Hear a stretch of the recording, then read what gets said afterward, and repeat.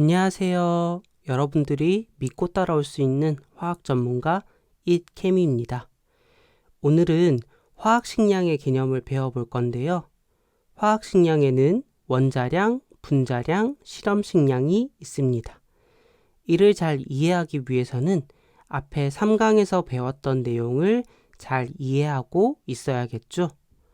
혹시 앞에 강의를 듣지 않은 친구들은 꼭 3강의 내용을 듣고 와주세요. 그럼 화학식량에 대한 강의를 바로 시작해 보도록 하겠습니다. 그럼 원자량의 정의부터 보도록 할게요. 원자량의 개념을 이해하기 위해서는 크게 세 부분으로 나눠서 설명을 해 보도록 할게요.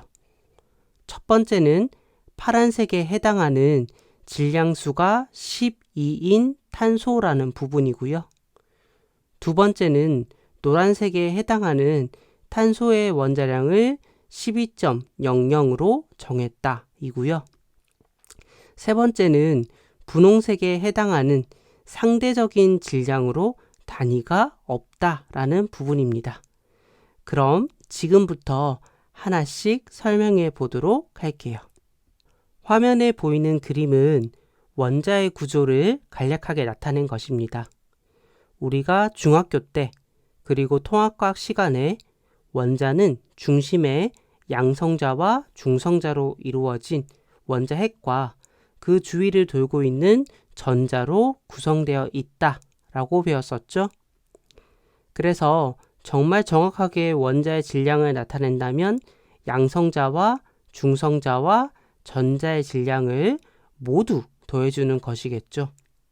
하지만 이 입자들의 상대적인 질량을 비교해보면 양성자와 중성자는 질량이 1대1로 거의 비슷한데 전자는 이들보다 1836분의 1만큼 가볍다고 합니다.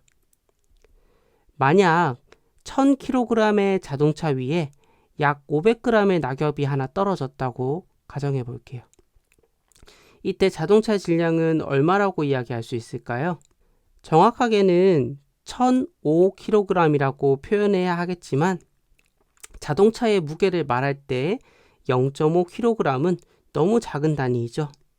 그래서 낙엽의 무게를 무시하고 약 1000kg이라고 이야기해줘도 무방할 것 같아요. 다시 원자의 이야기로 돌아와 볼게요. 양성자와 중성자의 질량에 비하면 전자의 질량은 무시할 수 있을 정도로 작다고 했었죠. 그래서 화학에서 원자의 질량을 다룰 땐 전자의 질량은 무시할 만큼 작아서 양성자와 중성자의 질량을 더한 것을 원자의 질량으로 봅니다. 이때 양성자와 중성자의 실제 질량은 약 1.673 곱하기 10의 마이너스 24승g으로 매우 작은 값입니다. 우리가 이 값을 다루기에 매우 복잡하겠죠? 그래서 계산의 편의를 위해서 양성자와 중성자의 질량을 상대값으로 1이라고 봐주는 개념이 나오는데요. 이 개념이 바로 질량수입니다. 즉, 질량수는 양성자와 중성자의 질량을 1로 보기 때문에 양성자와 중성자의 수만 세워주면 구할 수 있는데요. 그래서 양성자 수와 중성자 수를 합하면 질량수를 구할 수 있게 됩니다. 오른쪽 그림은 탄소 원자의 모습인데요. 그림에서 탄소 원자는 양성자가 6개, 빨간색입니다. 보라색, 중성자가 6개, 그리고 파란색, 전자 6개로 구성되어 있죠. 이 탄소의 질량수를 구하게 되면 양성자 수가 6, 중성자 수가 6이니 질량수가 12가 됩니다. 자, 그럼 파란색 부분, 탄소의 질량수가 12이다라는 부분을 이해하셨죠? 그럼 이번에는 노란색 부분, 원자량의 기준이 되는 탄소 원자이다 라는 부분을 설명해 보겠습니다. 오늘날 주기율표상의 원소들은 약 120여 가지 정도가 됩니다. 그 많은 원소 중 원자량의 기준은 탄소인데요. 그 이유가 무엇인지 살펴볼게요. 그 이유는 바로 수많은 화학자들이 동위원소와 관련된 연구를 통해 탄소를 기준으로 하는 것이 가장 적합하다라고 합의하였기 때문인데요. 초기 화학의 원자량의 기준은 산소 원자였습니다. 이 부분은 참고로만 들으시면 되는데요. 산소 원자는 동위원소들의 비율로 인해 미세한 오차가 발생하게 되었습니다. 그래서 화학자들은 이보다 오차가 더욱 적었던 탄소를 기준으로 한 새로운 원자량 기준에 합의를 하였고, 오늘날까지 탄소 원자가 원자량의 기준이 되었습니다. 자, 이렇게 왜 원자량의 기준이 탄소 원자가 되는지를 보았고요. 이번에는 분홍색 부분인 상대적인 질량으로 단위가 없다라는 개념을 보도록 하겠습니다. 탄소 원자 한 개의 실제 질량은 1.98 곱하기 10의 마이너스 23승g으로 우리가 상상할 수 없을 정도로 너무 작은 질량을 가지고 있습니다. 하지만 앞에서 봤듯이 탄소 원자는 양성자 6개, 중성자 6개로 질량수가 12였었죠. 그래서 우선 원자량에서는 이 탄소의 원자량을 12라고 기준을 정하였습니다. 화면에는 지금 경비행기가 보이죠? 경비행기의 무게를 약 200톤이라고 해볼게요. 200톤은 20만 kg에 해당하는 아주 큰 값인데요. 저는 이 값이 너무 커서 다루기가 어려워 이 200톤을 상대적 단위인 A라고 가정해 보았습니다. 오른쪽에는 대형 비행기의 모습인데요. 이 비행기의 무게는 약 600톤이라고 가정해 볼게요. 그러면 아까 200톤을 A라고 했으면 파란색 대형 비행기는 A의 몇 배가 되죠? 맞습니다. 파란색 대형 비행기는 경 비행기보다 3배 무거우니까 상대 질량으로 나타난다면 3A라고 이야기해야겠죠. 그리고 실제 단위로 이것을 나타낼 때는 톤이나 킬로그램 같은 단위를 사용하였는데, 상대 질량은 기준에 비해서 몇 배 크고 작은지를 나타내는 것이므로 단위가 필요 없다는 것도 함께 기억해 주시면 좋겠죠. 자, 그럼 실제 원자를 가지고 비교를 해 보겠습니다. 화면에는 우선 양팔저울이 있고요. 왼쪽에는 제가 탄소 원자 한 개를 두도록 하겠습니다. 오른쪽에는 수소 원자를 둘 예정인데요. 양팔저울이 균형을 이룰 때까지 수소 원자를 두니까 총 12개의 수소 원자가 필요했습니다. 우리가 앞에서 원자량의 기준이 되는 탄소 원자의 원자량은 12이다 라고 배웠었죠. 그럼 탄소 한 개의 원자량과 수소 12개의 원자량이 같다는 말은 수소는 탄소에 비해 12분의 1만큼 원자량이 작다라고 이야기할 수 있겠죠. 그럼 수소의 원자량은 1이 됩니다. 여기서 수소의 원자량은 탄소에 비해 얼만큼 가벼운지를 나타내는 것이므로 여기에 단위를 붙여주면 안 되겠죠. 즉, 원자량은 단위가 없다는 것을 기억하시기 바랍니다. 하나만 더 비교해 볼게요. 이번에는 탄소 원자와 산소 원자의 원자량을 비교해 볼 건데요. 왼쪽 저울에는 탄소 원자 4개를, 오른쪽 저울에는 산소 원자 3개를 두니 저울이 평형을 이뤘습니다. 여기서도 기준이 되는 탄소의 원자량은 12입니다. 탄소 4개의 질량과 산소 색의 질량이 같다면 산소는 탄소에 비해 3분의 4배 더 크다라고 이야기할 수 있겠죠. 즉, 산소의 원자량은 12보다 3분의 4배 큰 16이다 라고 이야기할 수 있습니다. 여기서도 산소는 탄소에 비해 몇 배 큰지 상대적인 값이기 때문에 단위는 사용하지 않는다는 걸 꼭 기억하도록 할게요. 원자량이라는 개념이 어떻게 만들어진 것인지를 배워보았는데요. 사실 수능 문제에서는 원자량 관련된 문제에서 원자량을 다 문제에서 알려주기 때문에 이걸 반드시 꼭 외울 필요는 없습니다. 하지만 30분이라는 제한 시간 안에 조금이라도 시간을 단축하기 위해서는 문제에서 자주 출제되는 원자량은 기억을 해주시면 좋은데요.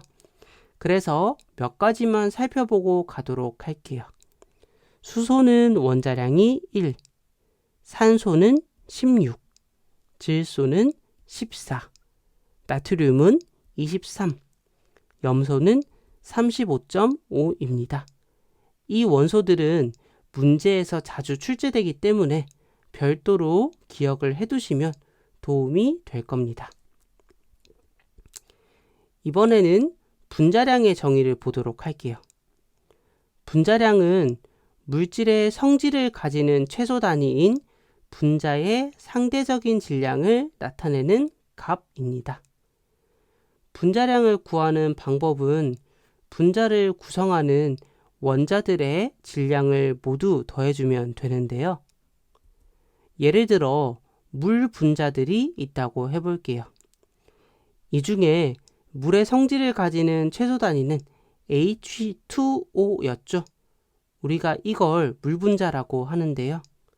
물의 분자량은 이 물 분자를 구성하는 원자들의 원자량을 더해주면 됩니다. 이 부분을 꼭 기억해 주세요. 분자량 또한 상대적인 질량이기 때문에 단위가 없다는 것을요. 그럼 예를 한번 살펴보도록 할게요. 산소기체의 분자량부터 구해볼게요. 산소기체는 분자식이 O2로 산소 원자 2개로 구성되어 있습니다. 우리가 앞에서 산소의 원자량은 16이다 라고 배웠었죠.